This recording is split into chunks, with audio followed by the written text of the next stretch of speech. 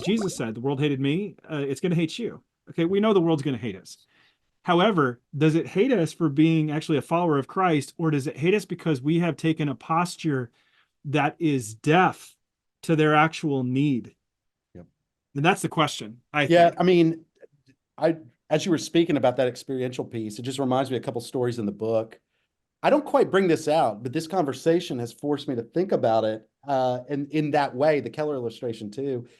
Like, for example, in the Blandina narrative where she's getting martyred, or in the Polycarp narrative where he's getting martyred, at several points in the text points out, because of their piety or because of their devotion or because of their resilience or fortitude or commitment, even the Romans become softened and become persuaded. It's like Polycarp was sitting there praying and they're trying to get him back to the amphitheater, and they're like, just, what you're like, you're such a, they're like trying to convince him, because they feel so guilty. Because you're Or such a Bland, good guy. You're such a he's good such a guy. you're such a good dude, or Blandina, they say, they say, they couldn't apply any more tortures to her. And they're just amazed at her Well, resilience. go back for a second, because most people don't know who Blandina is. They Yeah, might be familiar with Polycarp. Tell that story just really quick, because it's a very gripping story. it is. I encourage you to go online. You can download. It's again another early martyrdom account. It's called the Martyrs of Leon and Villa, which were martyrs in around 176, 177 AD in what is modern day Lyon. I've actually been to the amphitheater in Lyon, France, where these martyrdoms took place. And the account is of members of the whole community who are martyred. Multiple people get martyred, including the bishop there.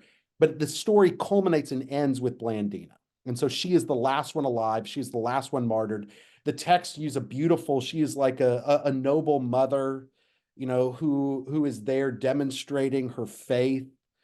And, the church was concerned that she might capitulate. Others capitulated. But she is used as an example.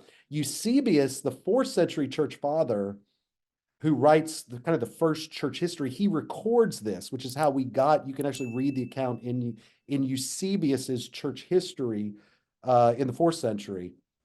But that takes place in the 2nd century, and it's a staggering story. That's why I end in the last chapter on hope. I use her because the text actually opens with that great Pauline passage: the sufferings of the present moment are not worthy to be compared to the glory that is to come.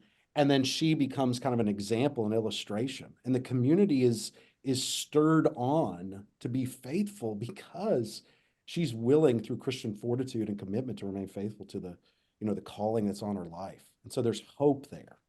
Well, the fact that as it goes on in her torture, she becomes more resolute, but the fact that the church was nervous because they didn't think she was strong enough.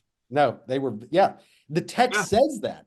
And Yeah. then, you just see sort of lived out. God uses the weak of the world to shame the wise.